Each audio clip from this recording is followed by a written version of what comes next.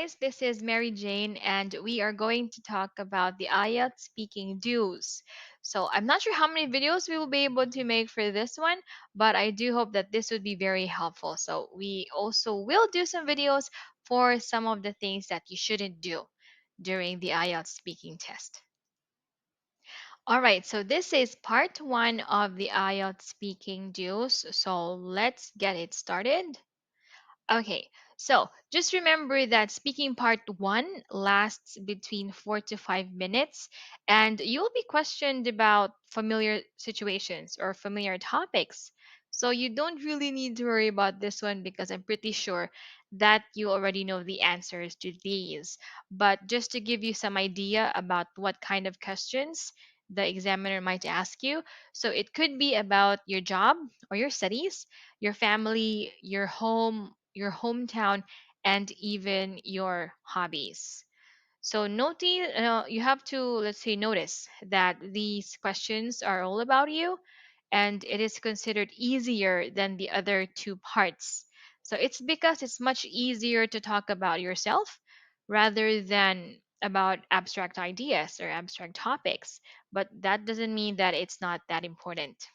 All right. So we should know some of the do's. So let's move on to the next slide. Okay, hope you can see this one. Okay, I think it's better here. All right. So first do. So do number one, you have to know what to expect. So you will probably be a little nervous and you don't want any surprises that might make you even more anxious. So you must be aware of exactly what will happen when you walk into the room. So, actually, before part one begins, four things will happen. So, we're going to have that here on the slide. Okay, so the first thing that will happen is that the examiner will introduce themselves and then ask you what your name is. So, you can simply reply with, let's say, my name's Mary Jane. So, make sure that you use the contraction names rather than name is. So this will remind you to use contractions, for example, I'm or with, they'll, in the rest of the test.